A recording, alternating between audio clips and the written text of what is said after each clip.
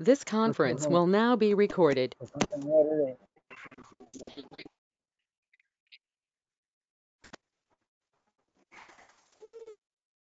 आज ये सत्संग आमर आयोजन करसंग सत्संग विभाग अनुकूल आज आम मानकर अत्यंत प्रिय मैद भाई मंगल पंडा भाई एमानकर प्रचेष्टार आम ये पवित्र अनुष्ठान होचे। आज यही सत्संग उपस्थित थिबा समस्त कर्मी गुरु भाई एवं माँ एवं जो माने श्रद्धा प्रेमी सत्संगर उपस्थित थे समस्त को निवेदन करे परम पिता पद पंक तले मात्र गोटे मिनिट समान आनंदन करूँ। जाहो आज विपत्ति आम विश्वव्यापी वास्तविक मन बहुत खराब लगुच शांति लगुना आनंद लगुना जहाँ जहाँ देश अवस्था हो चली से शांति परम पिता पाखे गोटे मात्र नाम ध्यान करूँ गोटे मिनिट।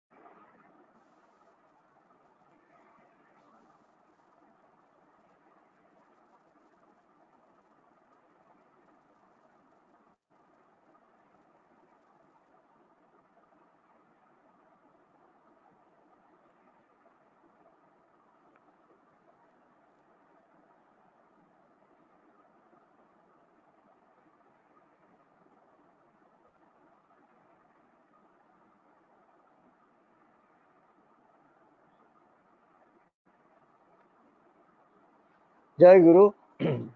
बर्तमान परम प्रेम श्री ठाकुर श्रीदेश लिखित पवित्र 27 ग्रंथटी को आम मान धर्मजाजक दान गदी कर्मश्रद्धा भास्कर पुष्टि भाई अनुरोध कर पाठ करेंगे। भास्कर पुष्टि भाई। दादा जय गुरु। जय गुरु। जय गुरु। देरी मान जस इत्यादि पाइबा आशा मते ठाकुर सजाई भक्त हुआ नहीं। सावधान हुआ ठकी जीव। तुमर ठाकुरत्व जागृत न हेले केही तुमर केंद्र भी नुहंती ठाकुर भी नुहंती फांकी देले ताही पाइब। सत्यानुसरण सर्वप्रथमे आंभ मानक दुर्बलता विरुद्ध रे युद्ध करबाकू हेबो साहसी हेबाकू हेबो वीर हेबाकू हेबो।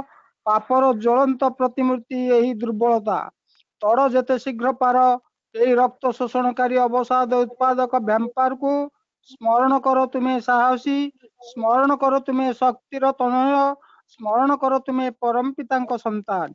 आगे साहसी हुआ अकपट हुआ तेबे जना जीव तुमर धर्म राज्य रे पशिबार अधिकार जन्मिछि। शांति शांति शांति। दादा जय गुरु। जय गुरु। जय गुरु। वर्तमान परम पिता श्रीमुख निश्चित प्रवृत्त नारायण ग्रंथ आमर पाठ करेंगे परम श्रद्धेय श्यामचरण भूतिया भाई। श्यामचरण भूतिया भाई अनुरोध करे से नारायण ग्रंथ टी पाठ करेंगे। भाई जय गुरु। जय गुरु। भाई जय गुरु। भाई श्याम भाई पाठ टावर आसुने। हाँ हाँ कोई दे पो कर दो जी भाई तारा नहीं टावर ताना नहीं आचार्य नारायण नीति टी पाठ टी करिया पई हमरा बच्चन किए नारायण नीति तुम पाठ कर दियो। तुम पाठ कर डेरी कर। हाँ हाँ तुम पाठ कर दियो अछि तो ये तो हां पाठ कर दियो। परम प्रेम श्री ठाकुर अनुचंद्रनकर विमुख निश्चित पवित्र नारायणीति ग्रंथ पाठ। प्रसंग युवतीर योग्य वर। युवती कन्यार यौवनर शेष और प्रौढ़त्वर आरंभ एपरी बयसर वर भाई श्रेय। एथिरे स्त्रीर जीवन शक्ति पुरुष ठारे संक्रमित होई और पुरुष जीवन शक्ति स्त्री ठारे संक्रमित होई गोटाए समता उत्पादन करी क्षୟରେ दैन्य आनिथाए। तेणु शास्त्र रची एपरी विवाह धर्म अर्थात जीवन और वृद्धिप्रद। वाणी संख्या 83। स्वस्ति। जय गुरु पाठ कला बेदे ठीक है। ବର୍ତ୍ତମାନ ଜୟ ଗୁରୁ। ବର୍ତ୍ତମାନ ମୁଁ ଆଜିର ପବିତ୍ର ସତ୍ସଙ୍ଗ ଟିକେ ବିଳମ୍ବ ହେଲେ ସୁଦ୍ଧା ଆଜି ଆମମାନଙ୍କର ପ୍ରବଳ ଚେଷ୍ଟାରେ ଏବଂ ମନର ଶ୍ରଦ୍ଧା ପ୍ରେମ ପ୍ରୀତିକୁ ନେଇ ଆଜିର ପବିତ୍ର ସତ୍ସଙ୍ଗ ହେଉଛି। ତଥାପି ଅନ୍ୟାନ୍ୟ କାର୍ଯ୍ୟକ୍ରମ କରିବା ପୂର୍ବରୁ ମୁଁ ଏଠି ସମସ୍ତ କର୍ମୀ ଏବଂ ଗୁରୁ ଭାଇମାନଙ୍କୁ ଅନୁରୋଧ କରେ, ପରମ ପିତାଙ୍କର ପଦପଙ୍କ ତଳେ ଶ୍ରୀମନ୍ଦିରର ପ୍ରଭୁ ଯେଉଁ ବିରାଜମାନ କରିଛନ୍ତି ତାଙ୍କ ପଦପଙ୍କ ତଳେ ଗୋଟିଏ ଗୋଟିଏ ଗୋଟିଏ ଭୋଗ ନିବେଦନ କରି ସତ୍ସଙ୍ଗ ଦାତାର ନାମ ଉଚ୍ଚାରଣ ହେବା ଭଲ। କାରଣ ବିଶେଷ କରି ଆମମାନଙ୍କର ଯେଉଁ ପୁରାତନ ସତ୍ସଙ୍ଗ ବିହାର କଟକ କୁହନ୍ତୁ, ସେ ଆମର ଭୁବନେଶ୍ୱର କୁହନ୍ତୁ, ପୁରୀ କୁହନ୍ତୁ, ବିଭିନ୍ନ ଜାଗାରେ ରାଜଗାଙ୍ଗ ଉପରେ ସତ୍ସଙ୍ଗରେ ବସିଛନ୍ତି, ପ୍ରାୟ ଭୋଗ ନିବେଦନ ମାନଙ୍କ ନାଁ ଉଲ୍ଲେଖ କରାଯାଉଛି। ଯାହାକୁ ସେଟାକୁ ଆଗାମୀ ଦିନରେ କ'ଣ କରାଯିବ ସବୁ ଚେଷ୍ଟା କରି ଆମେ ଦେଖିବା। ବର୍ତ୍ତମାନ ଭଜନ ସନ୍ଧ୍ୟା କାର୍ଯ୍ୟକ୍ରମ, ଏଇ ଭଜନ ସନ୍ଧ୍ୟା କାର୍ଯ୍ୟକ୍ରମରେ ସର୍ବପ୍ରଥମେ ପରମ ପ୍ରେମ ଶ୍ରୀ ଠାକୁରଙ୍କର ପଦପକରେ ଭକ୍ତି ଅର୍ଘ୍ୟ ପ୍ରଦାନ କରୁଛନ୍ତି ପରମ ଶ୍ରଦ୍ଧେୟ ଧର୍ମଯାଜକ ବିଶ୍ୱଜିତ କାମିଲା ଭାଇ। ବିଶ୍ୱଜିତ କାମିଲା ଭାଇ ଅନୁରୋଧ କରେ ସେ ସର୍ବପ୍ରଥମେ ଭକ୍ତି ଅର୍ଘ୍ୟ ଭିତରେ ଭଜନ ପରମ ପିତାଙ୍କ ପଦପଙ୍କ ନିବେଦନ କରନ୍ତୁ। ବିଶ୍ୱଜିତ କାମିଲା ଭାଇ।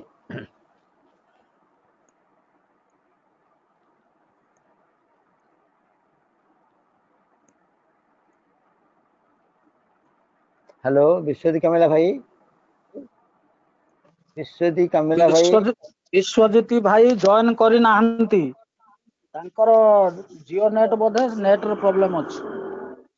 ଆଚ୍ଛା, ଆପଣ ମୋର ସେଇ ଆପଣ ଯୋଉ ମତେ ଜବାବ ଦେଲେ ଆପଣ ହିଁ ଗୋଟେ ଭଜନ ବୋଲି ଦିଅନ୍ତୁ। ପ୍ରଥମେ ଭଜନ, ଆଜ୍ଞା ପ୍ରଥମ ଭଜନଟି ମୁଁ ଏଠି ଡିକ୍ଲେୟାର କରିବାକୁ ଚାହେଁ। ଆମର ବିଶ୍ୱଜିତ ଭାଇ କୌଣସି କାରଣରୁ ବସି ପାରିନାହାନ୍ତି। ମୋର ପରମ ଶ୍ରଦ୍ଧେୟ ଉମାକାନ୍ତ ତାରିଣୀ ଭାଇ ଅଧୃତ କର୍ମକୁ ନିବେଦନ କରେ ସେ ପରମ ପିତାଙ୍କ ପଦପଙ୍କ ତଳେ ଭକ୍ତି ଅର୍ଘ୍ୟ ନିବେଦନ କରନ୍ତୁ। ଆଜି ଦିନ ପରି ନୁହେଁ ସବୁଦିନ, ଆଜି ଦିନ ପରି ନୁହେଁ ସବୁଦିନ, ଭକ୍ତ ଦ୍ୱାରେ ବିଜେ ନର ନାରାୟଣ, ଭକ୍ତ ଦ୍ୱାରେ ବିଜେ ନର ନାରାୟଣ, ଆଜି ଦିନ ପରି ନୁହେଁ ସବୁଦିନ, ଆଜି ଦିନ ପରି ନୁହେଁ ସବୁଦିନ। ହରି ବୋଲ ହୁଳ ହୁଳିରୁ ଝାରୁଛି, ହରି ବୋଲ ହୁଳ ହୁଳିରୁ ଝାରୁଛି, ମଙ୍ଗଳର ଏହି ଶୁଭ ଗାନ, ଆଜି ଦିନ ପରି ନୁହେଁ ସବୁଦିନ, ଆଜି ଦିନ ପରି ନୁହେଁ ସବୁଦିନ। ବଡ଼ ମା ବଡ଼ଦା ପ୍ରଭୁ ଅନୁକୂଳ, ସତ୍ସଙ୍ଗ ସତନାମ କରିଲେ ପ୍ରଚାର, ବଡ଼ ମା ବଡ଼ଦା ପ୍ରଭୁ ଅନୁକୂଳ, ସତ୍ସଙ୍ଗ ସତନାମ କରିଲେ ପ୍ରଚାର, ଧରଣୀରେ ଆସି ଲୀଳା ପରକାଶୀ, ଧରଣୀରେ ଆସି ଲୀଳା ପରକାଶୀ, ଧନ୍ୟ କଲେ ମାନବ ଜୀବନ, ଆଜି ଦିନ ପରି ନୁହେଁ ସବୁଦିନ, ଆଜି ଦିନ ପରି ନୁହେଁ ସବୁଦିନ, ଭକ୍ତ ଦ୍ୱାରେ ବିଜେ ନର ନାରାୟଣ, ଭକ୍ତ ଦ୍ୱାରେ ବିଜେ ନର ନାରାୟଣ, ଆଜି ଦିନ ପରି ନୁହେଁ ସବୁଦିନ, ଆଜି ଦିନ ପରି ନୁହେଁ ସବୁଦିନ। ଏହି ବିଶ୍ୱ ଯେତେ ନଗର ଓ ଗ୍ରାମ, ପ୍ରଚାର ହେଉଛି ତାଙ୍କ ସତନାମ, ଏହି ବିଶ୍ୱ ଯେତେ ନଗର ଓ ଗ୍ରାମ, ପ୍ରଚାର ହେଉଛି ତାଙ୍କ ସତନାମ, ଶୁଭ ଶଙ୍ଖ ବାଜେ ଘରେ ଘରେ ଆଜି, ଶୁଭ ଶଙ୍ଖ ବାଜେ ଘରେ ଘରେ ଆଜି, ଆନନ୍ଦେ ବିଭୋର ତନୁ ମନ, ଆଜି ଦିନ ପରି ନୁହେଁ ସବୁଦିନ, ଆଜି दिन परि नुहे सबुदिन भक्त द्वारे विजय नर नारायण भक्त द्वारे विजय नर नारायण আজি दिन परि नुहे सबुदिन আজি दिन परि नुहे सबुदिन जय राधे राधे कीर्तन गाई नाचे तनु मन ताथेई ताथेई जय राधे राधे कीर्तन गाई नाचे तनु मन ताथेई ताथेई आनंदरे धारा उछुली पड़ुछि आनंदरे धारा उछुली पड़ुछि जय ध्वनि शुभे घन घन আজি दिन परि नुहे सबुदिन भक्त द्वारे विजय नर नारायण আজি दिन परि नुहे सबुदिन আজি दिन परि नुहे सबुदिन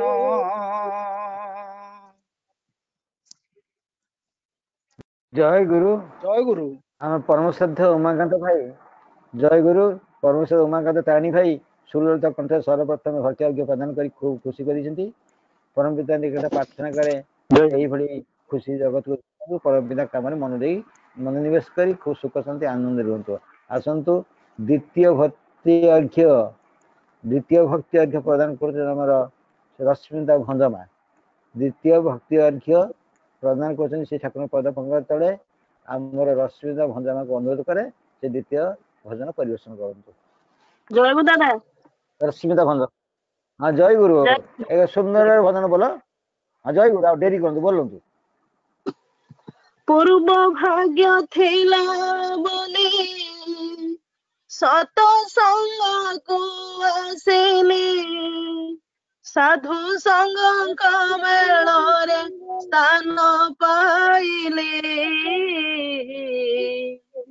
सच्चिदानंद रूप को दर्शन कली सच्चिदानंद रूप को दर्शन कली पूर्व भाग्य थिला बोली सत संग को आसिली पूर्व भाग्य थिला बोली सत संग को आसिली साधु संग मेଳରେ स्थान पाइली सच्चिदानंद रूप को दर्शन कली सच्चिदानंद रूप को दर्शन कली पूर्व भाग्य थिला बोली सत संग को आसिली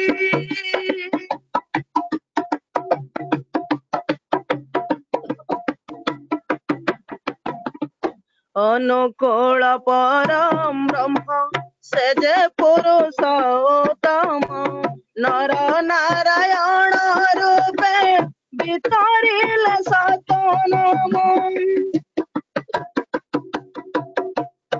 अनुकूल परम ब्रह्म से जे पुरुषोत्तम नर नारायण रूपे वितरिल सतनाम से नमो भीमा देवी उपमा से नमो भीमा देवी उपमा अथार सागर से सच्चिदानंद रूप को दर्शन कली सच्चिदानंद रूप को दर्शन कली पूर्व भाग्य थिला बोली सत संग को आसिली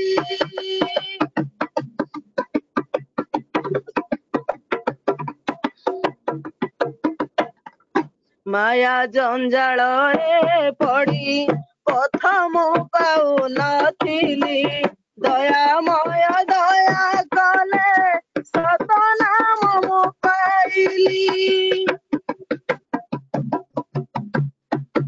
ମାୟା ଜଞ୍ଜାଳରେ ପଡ଼ି ପଥ ମୁଁ ପାଉନଥିଲି ଦୟାମୟ ଦୟା କଲେ ସତ ନାମ ମୁଁ ପାଇଲି ସତ ନାମ ଧନ୍ୟ ମୋ ଜୀବନ ସତ ନାମ ଧନ୍ୟ ମୋ ଜୀବନ ଭଲ ଲୀଳାମୟ ପ୍ରଭୁ ଲୀଳା ତୁମରି ସଚିଦାନନ୍ଦ ରୂପକୁ ଦର୍ଶନ କଲି ସଚିଦାନନ୍ଦ ରୂପକୁ ଦର୍ଶନ କଲି ପୂର୍ବ ଭାଗ୍ୟ ଥିଲା ବୋଲି ସତ ସଙ୍ଗକୁ ଆସିଲି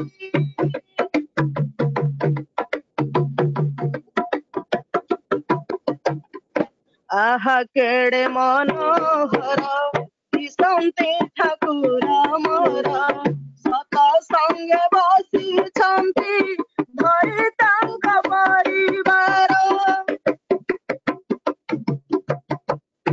ଆହା କେଡ଼େ ମନୋହର ଦିଶନ୍ତି ଠାକୁର ମୋର ସତ ସଙ୍ଗେ ବସିଛନ୍ତି ଧରି ତାଙ୍କ ପରିବାର ନର କଳବାର ନରଦେ ଠାକୁର ନର କଳବାର ନରଦେ ଠାକୁର କେତେ ଭକ୍ତ ଜପୁଛନ୍ତି ନାମ ତାଙ୍କରି ସଚିଦାନନ୍ଦ ରୂପକୁ ଦର୍ଶନ କଲି ସଚିଦାନନ୍ଦ ରୂପକୁ ଦର୍ଶନ କଲି ପୂର୍ବ ଭାଗ୍ୟ ଥିଲା ବୋଲି ସତ ସଙ୍ଗକୁ ଆସିଲି ପୂର୍ବ ଭାଗ୍ୟ ଥିଲା ବୋଲି ସତ ସଙ୍ଗକୁ ଆସିଲି ସାଧୁ ସଙ୍ଗଙ୍କ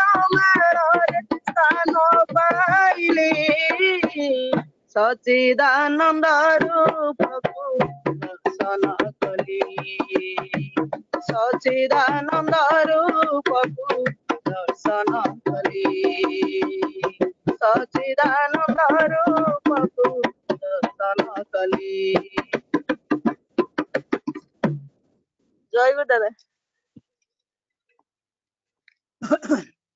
କୀର୍ତ୍ତନ ଭାଇ ହଁ ଇଏ ଭାଇ କୁହନ୍ତୁ। ପୂଜ୍ୟ ଶ୍ରୀଧର ଦା ଆଉ ଆମର ଲଙ୍ଗଳେଶ୍ୱର ସତ୍ସଙ୍ଗ ବିହାରରୁ ପୂଜ୍ୟ ଚକ୍ରଧର ଜେନା ଭାଇ ଦୁଇ ଜଣ ଯାକ ଜଏନ କରିଛନ୍ତି ଶ୍ରୀଧର ଭାଇ ଆମ ଶ୍ରୀଧର ମିଶ୍ର ଭାଇ ଆଜ୍ଞା ଆଜ୍ଞା ଆଜ୍ଞା ହଉ ଠିକ ଅଛି ଯାହା ହଉ ଟିକେ ରଶ୍ମିତା ମାଙ୍କର ନେଟ୍ ପ୍ରୋବ୍ଲେମ ହେଲା ସେଟା ତ କହିହେବନି କାହା ହାତ କଥା ଯାହା ହଉ ସେ ସୁନ୍ଦର ଭଜନ ପରିବେଷଣ କରିଥିଲେ ପରମ ବେଦାନ୍ତଙ୍କୁ ସୁଖ ଶାନ୍ତି ରଖନ୍ତୁ ଏହା ହିଁ ପରମ ବେଦାନ୍ତ ମୋ ନିବେଦନ ସେ ଖୁବ ସୁଖ ଶାନ୍ତି ରୁହନ୍ତୁ ବର୍ତ୍ତମାନ କୋର ସଙ୍ଗୀତ ଏଇ କୋର ସଙ୍ଗୀତକୁ ଗାନ କରିବେ ଆମମାନଙ୍କର ମନ୍ଦିରର ଅଧୃତକର୍ମୀ ପରମ ଶ୍ରଦ୍ଧା ମାନସ ପଣ୍ଡା ଭାଇଙ୍କୁ ଅନୁରୋଧ କରି ସେ କୋର ସଙ୍ଗୀତ ଗାନ କରନ୍ତୁ ମାନସ ପଣ୍ଡା ଭାଇ ଜୟ ଗୁରୁ ଜୟ ଗୁରୁ ଜୟ ଗୁରୁ मेरे ठाकुर जी परम दातार हम सबके जीवन आधार मेरे ठाकुर जी परम दातार हम सबके जीवन आधार पतित पावन धन मेरे दीन बंधु सहारे पतित पावन धन मेरे दीन बंधु सहारे पतित पावन धन मेरे दीन बंधु सहारे पतित पावन धन मेरे दीन बंधु सहारे हम सबके जीवन करता हम सबके जीवन करता मेरे ठाकुर जी परम दातार हम सबके जीवन आधार मेरे परम दातार हम सबके जीवन आधार पतित पावन धन मेरे दीना बंधु सहारे पतित पावन धन मेरे दीना बंधु पतित पावन धन मेरे दीना बंधु सहारे पतित पावन दीना बंधु सहारे हम सबके जीवन करता हम सबके जीवन करता मेरे ठाकुर जी परम लता हम सबके जीवन मेरे ठाकुर जी परम लता हम सबके जीवन प्रभु थाम पतवार पसीने मजधार प्रभु थाम पतवार पसीने मजधार प्रभु थाम पतवार पसीने मजधार शरण तेरे करो उद्धार शरण तेरे करो उद्धार मेरे ठाकुर जी परम लता हम सबके जीवन मेरे ठाकुर जी परम दाता हम सबके जीवन पतित पावन मेरे बिना बंधु सहारे पतित पावन बिना बंधु हम सबके जीवन करता हम सबके जीवन करता मेरे ठाकुर जी परम दाता हम सबके जीवन मेरे ठाकुर जी परम दाता हम सबके जीवन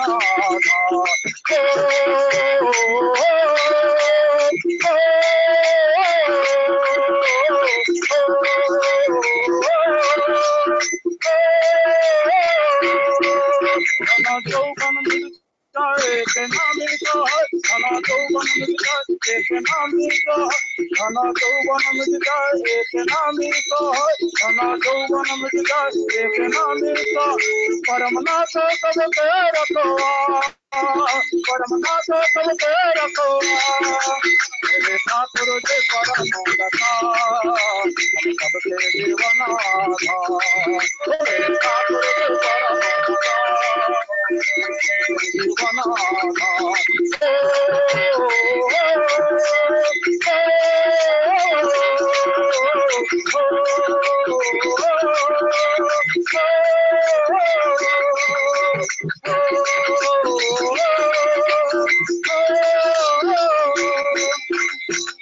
परम गुरु स्वामी मेरे अंतर्यामी परम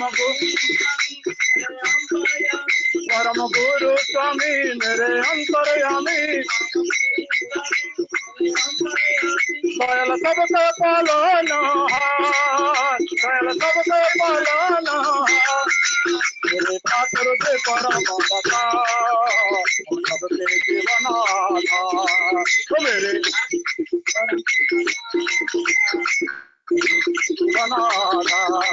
पतित पावन धन मेरे बिना बंधु सहारे बिना बंधु पतित पावन धन मेरे बिना बंधु सहारे बिना बंधु हम सबके जीवन करता हम सबके जीवन करता मेरे ठाकुर परम लता जीवन मेरे ठाकुर जी परम लता जीवन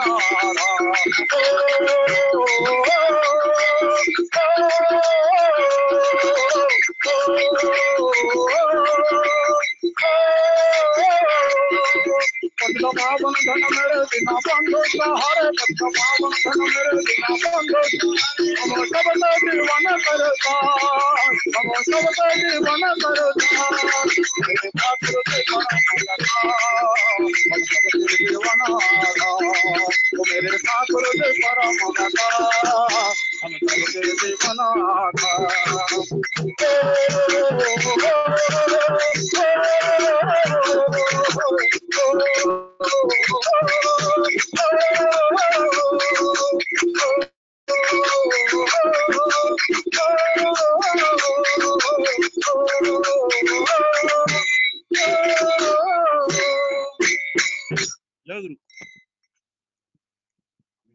जय गुरु मानस भाई परम पिता पद पंक तले आज सुंदर भाव कोर संगीत आपण भक्ति निवेदन कर परम पिता सुख शांत रखु बर्तमान आमर कीर्तन परिवर्तन हम यही कीर्तन परिवर्तन ठाकुर पद पंक तले आम ধর্মযাজক পরম শ্রদ্ধেয় অଜୟ রাউତ ଭାଇ।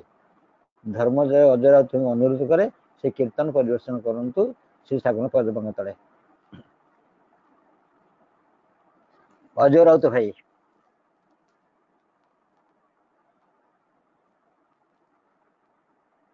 ଅଜୟ ରାଉତ ଭାଇ।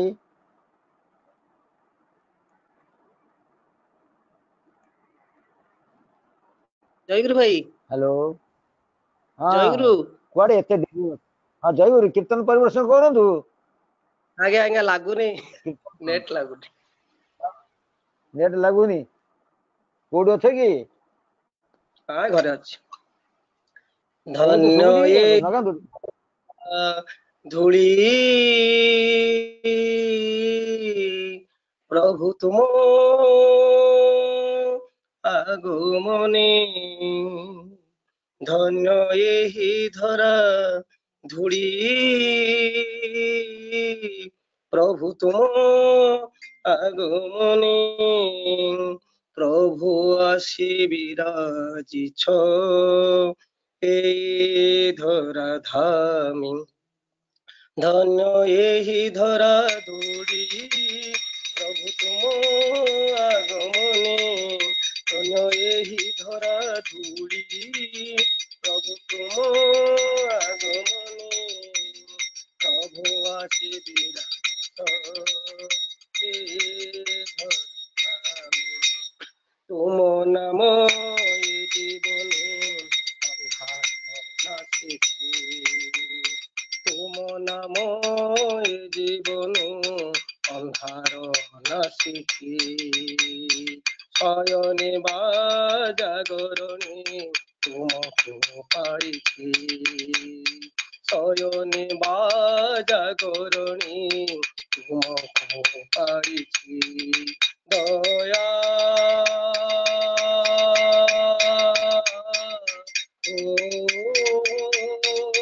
দয়া তুম নাম জীবন অন্ধার নাচিছি, তুম নাম জীবন অন্ধার নাচিছি, শয়নে বা জাগরণে তুমকু পাইছি, তুম নাম তুম ধনে দূর হুয়ে দুঃখ, তুম নাম তুম ধনে দূর হুয়ে দুঃখ, কুসুমিত হই যায় কণ্ঠকিত পথ, কুসুমিত হই যায় কণ্ঠকিত পথ, নিত্য লীলাময় প্রভু, নিত্য লীলাময় প্রভু, তুমি সর্ব মন প্রাণে, লীলাময় প্রভু তুমি সর্ব মন প্রাণে, প্রভু আসে বিরাজিত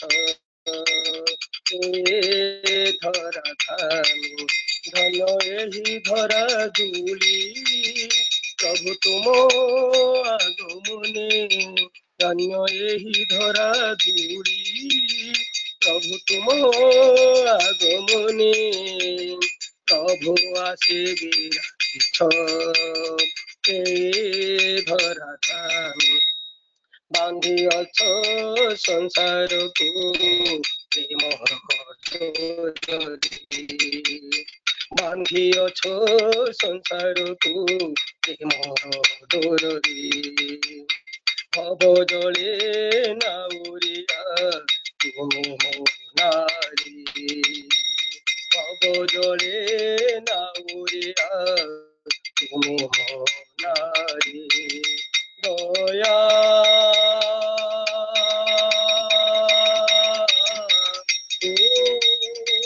দয়া বান্ধিଅছ সংসারକୁ ভব জলে নাউরিয়া তুমি হো নারী, নাম ধান ইষ্টভূতি যজন গাজন, নাম ধান ইষ্টভূতি যজন গাজন, হরি দিয়ে জীবନରେ শান্তি অনুভব, হরি দিয়ে জীবନରେ শান্তি অনুভব, যুগে যুগে যুগে যুগে যুগে যুগে ଆସୁଥାଅ ପ୍ରଭୁ ଧର୍ମ ସଂସ୍ଥାପନେ ଯୁଗେ ଯୁଗେ ଆସୁଥାଅ ପ୍ରଭୁ ଧର୍ମ ସଂସ୍ଥାପନେ ଯୁଗେ ଯୁଗେ ଆସୁଥାଅ ପ୍ରଭୁ ଧର୍ମ ସଂସ୍ଥାପନେ ପ୍ରଭୁ ଆସିବେ ରାଜିତ ଏ ଧରା ଧାମି ପ୍ରଭୁ ଆସିବେ ରାଜିତ ଏ ଧରା ଧାମି ଯୁଗେ ଯୁଗେ ଆସୁଥାଅ ପ୍ରଭୁ ଧର୍ମ ସଂସ୍ଥାପନେ ଯୁଗେ ଯୁଗେ ଆସୁଥାଅ ପ୍ରଭୁ ଧର୍ମ ସଂସ୍ଥାପନେ ପ୍ରଭୁ ଆସିବେ ରାଜିତ ଏ ଧରା ଧାମି ଧନ୍ୟ ଏହି ଧରା ଧୂଳି ପ୍ରଭୁ ତୁମ আগমনে ଧନ୍ୟ ଏହି ଧରା ଧୂଳି ପ୍ରଭୁ ତୁମ আগমনে ପ୍ରଭୁ ଆସିବେ ରାଜିତ ଏ ଧରା ଧାମି ପ୍ରଭୁ ଆସିବେ ରାଜିତ ଏ ଧରା ଧାମି ଜୟ ଗୁରୁ ଜୟ ଗୁରୁ ରାଉତ ଭାଇ। ଯଦିଓ ନେଟ୍ ଟିକେ ସ୍ଲୋ ଅଛି ତଥାପି ଯାହା ଖୁବ୍ ମାନେ କୀର୍ତ୍ତନ ପରିବେଷଣ ଖୁବ୍ ଭଲ ହେଲା। ପରମ ପିତା ଆପଣ ଭଲରେ ରଖନ୍ତୁ। ପରମ ପିତା ତ ଦୟାକରି ସେ କରାନ୍ତି। ଯାହା ହଉ ଆପଣ ନେଟ୍ ପାଉନଥିଲା ପୁଣି ପାଇଲା, ଯାହା ହେଲା ବି କିଛି ଖରାପ ହେଇନି। ପରମ ପିତାକୁ ଶୁଭ ଶାନ୍ତି ରଖନ୍ତୁ, ଆନନ୍ଦ ରଖନ୍ତୁ। ମୁଁ ଏଠି ସମସ୍ତ ଭାଇ ଏବଂ ମା ମାନଙ୍କୁ ମୁଁ ଅନୁରୋଧ କରେ, ଏବଂ ବିଶେଷ କରି ଆମର ଅର୍ଗାନାଇଜର ଉମାକାନ୍ତ ତାରିଣୀ ଭାଇ ଆଉ ମାନସ ମୋହନ ପଣ୍ଡା ଭାଇ ଆଉ ମାୟାଧର ବେହେରା ଭାଇ, ତତ୍ସଙ୍ଗେ ସଙ୍ଗେ ଆମର ଶ୍ରଦ୍ଧେୟ ମୁନା ମଧ୍ୟ ମନୋଜ କୁମାର ରାଉଳ ଭାଇ ଅଛନ୍ତି ମନ୍ଦିରରୁ। ମୁଁ ଏଇ 4 ଜଣଙ୍କୁ ଅନୁରୋଧ କରେ, ସତ୍ସଙ୍ଗ ଯେଉଁ ଉପସ୍ଥିତ ଇଏ ସତ୍ସଙ୍ଗ ହେଉଥିବା ପୂର୍ବରୁ ଏସବୁ ଜିନିଷକୁ ଟିକେ ଯଦିଓ ହେଇଛି ଏତେ ଗୁରୁତର ଅପରାଧ ନୁହେଁ, ତଥାପି ସମିତି ସହିତ ସେୟାର କରିବେ। ଅନ୍ୟ ଲୋକ ବୁଝିପାରୁନାହାନ୍ତି, କାରଣ ଆମର କିଛି ମାନେ ମନ୍ଦିରର ବିରୋଧରେ ରହିଥିବା କିଛି ଲୋକ ସେ ମଧ୍ୟ ଗୋଟେ ସତ୍ସଙ୍ଗ ଆୟୋଜନ କରିଦେଉଛନ୍ତି, ଯାହାଫଳରେ ଏଠି ଡିଷ୍ଟର୍ବ ମଧ୍ୟ ସେଇପାଇଁ ହେଉଛି। ଲୋକ ସଂଖ୍ୟା ଟିକେ କମିବାର କାରଣ ହେଉଛି ସେୟା। ଆଉ ମୁଁ ବିଶେଷ ବିଷୟରେ ଆଲୋଚନା କରୁନି। ଆଉ ଗୋଟେ କଥା ଶୁଣିବା ପାଇଁ ଉମାକାନ୍ତ ତାରିଣୀ ଭାଇ ଠାରୁ, ଯେ ଆଜି ଆମମାନଙ୍କର ପରମ ପୂଜ୍ୟ ଶ୍ରୀଧର ସୁନ୍ଦର ମିଶ୍ର ଭାଇନା, ଯିଏକି ଆମମାନଙ୍କର ଅତ୍ୟନ୍ତ ପ୍ରିୟ, ସେ ଆମ ଏଇ ସତ୍ସଙ୍ଗ ଉପସ୍ଥିତ ଅଛନ୍ତି। ଆଉ ଜଣଙ୍କ ନାଁ ବି ତାରିଣୀ ଭାଇ କହିଲେ ଲଙ୍ଗଳେଶ୍ୱରରୁ, ଜାଣିପାରିଲେ ନାହିଁ, ଜଲ୍ଦି କହିଦେଲେ। ଯାହା ଭାଇ ସିଏ ଯିଏ ଉପସ୍ଥିତ ଅଛନ୍ତି, ମୁଁ ତାଙ୍କ ଶ୍ରୀପାଦ ପଙ୍କ ତଳେ ଆମର ସିଦ୍ଧ ସୁନ୍ଦର ମିଶ୍ର ଭାଇନାଙ୍କ ପଦ ପଙ୍କ ତଳେ ମୁଁ ନିଜର ପ୍ରଣାମ ଜଣାଏ।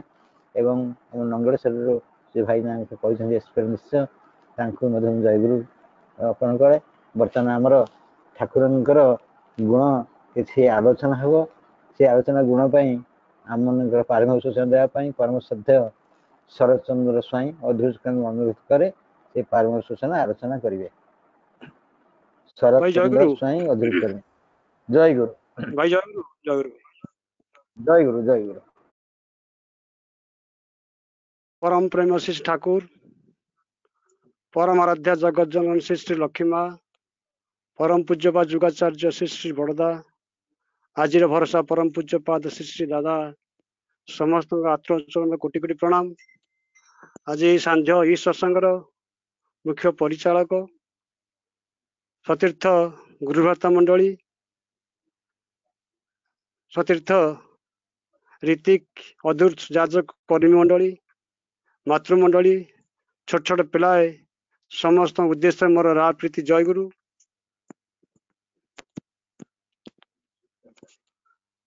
ଆଜି ସାପ୍ତାହିକ ସତ୍ସଙ୍ଗ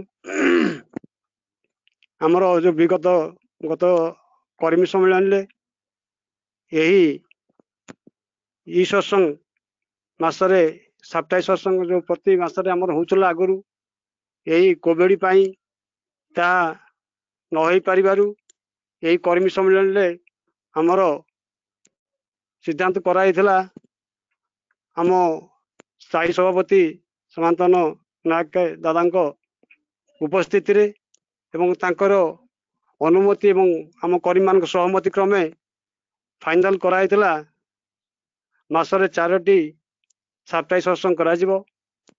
ତାହା କିଛି ଦିନ ଗତ ହେଇଯାଇଥିଲେ ମଧ୍ୟ ଆଜି ତାହା ସମ୍ଭବ ହୋଇଛି। ମୁଁ ସର୍ବପ୍ରଥମେ ଯେଉଁ ଭାଇମାନେ ଏହି ସତ୍ସଙ୍ଗଟିକୁ ଆୟୋଜନ କରି ଆମମାନଙ୍କ ପାଖରେ ଠାକୁରଙ୍କ ଗୁଣକୀର୍ତ୍ତନ ଶୁଣିବାର ସୁଯୋଗ ଦେଇଛନ୍ତି, ସେମାନଙ୍କର ସର୍ବବିଧ ମଙ୍ଗଳ ପ୍ରଭୁଙ୍କ ଚରଣରେ ପ୍ରାର୍ଥନା କରୁଛି। ଏବଂ ଏହି ସତ୍ସଙ୍ଗକୁ ଯେଉଁମାନେ ଆଜି ଶ୍ରବଣ କରୁଛନ୍ତି, ଯେଉଁମାନେ ଏହି ସତ୍ସଙ୍ଗରେ ରହି এই ଗୁଣଗାଥା ଠାକୁରଙ୍କର ଶ୍ରବଣ କରୁଛନ୍ତି, ସମସ୍ତଙ୍କର ସର୍ବବିଧ ମଙ୍ଗଳ ପ୍ରଭୁଙ୍କ ଚରଣରେ ପ୍ରାର୍ଥନା କରୁଛି। ଏବଂ ଯେଉଁ ଆମର ଗୁରୁଜନ ସିଦ୍ଧାର୍ଥ ଏବଂ ଲଙ୍ଗେଶ୍ୱରର ଚକ୍ରଧର ଜେନା ଦାଦା ଅଛନ୍ତି ଏବଂ ସମସ୍ତଙ୍କୁ ମୋର ଆନ୍ତରିକ ଜୟଗୁରୁ ଜଣାଉଛି। ମୁଁ ପୂର୍ବାସ ଦେବା ପାଇଁ କହିଛନ୍ତି, ଠାକୁରଙ୍କର ଟିକେ ପୂର୍ବାସ ଦେବି।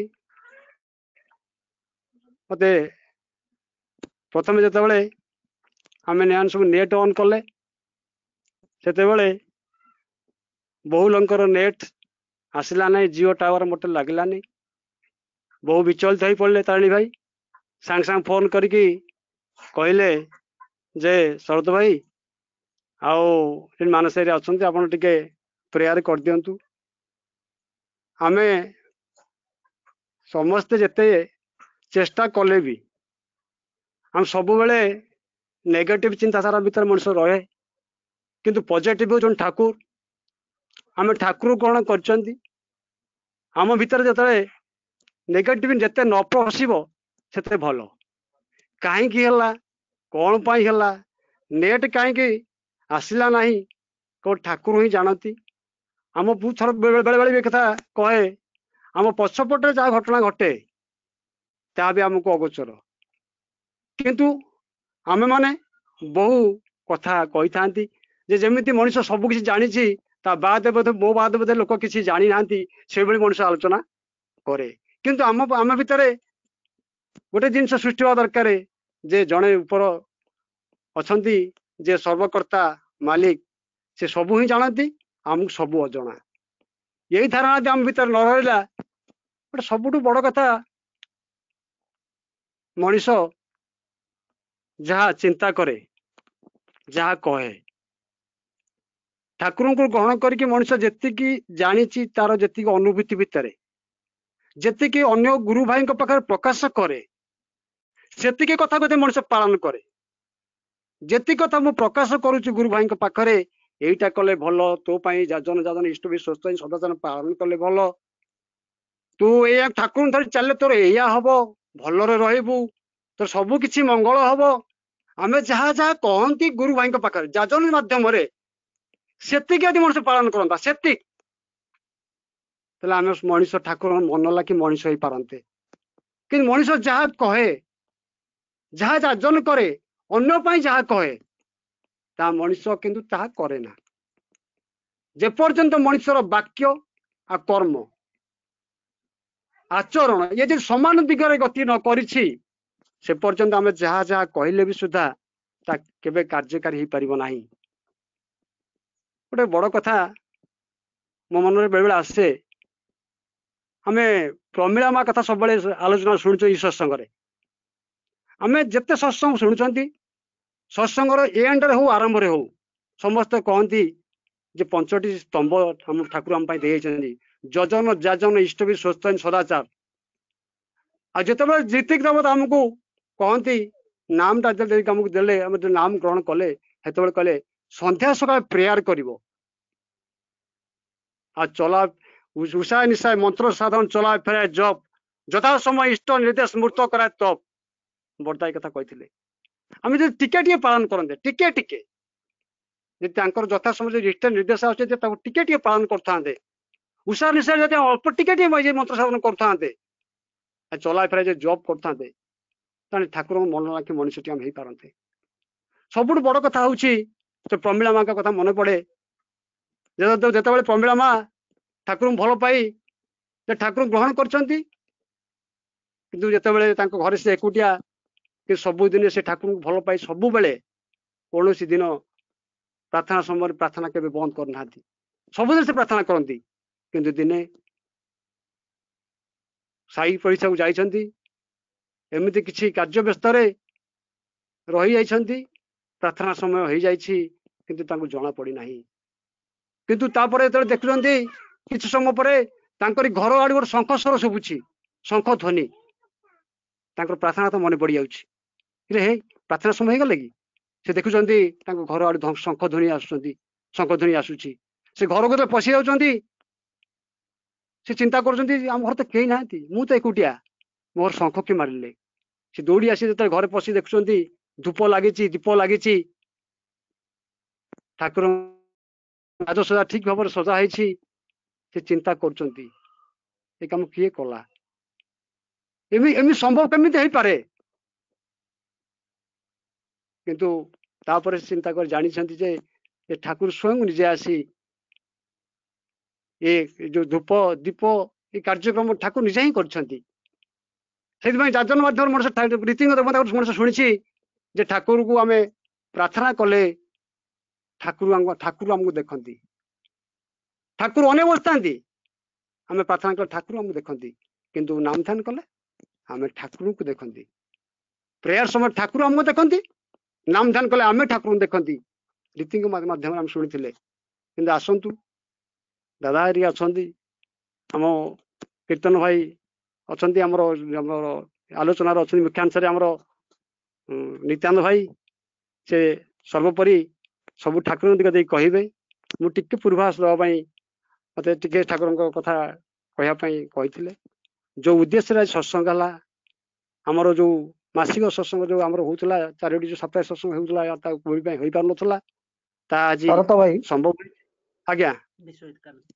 नित्यानंद भाई नेट प्रॉब्लम सकाशे बिरंची भाई की कहवाई कहे बोली कीर्तन भाई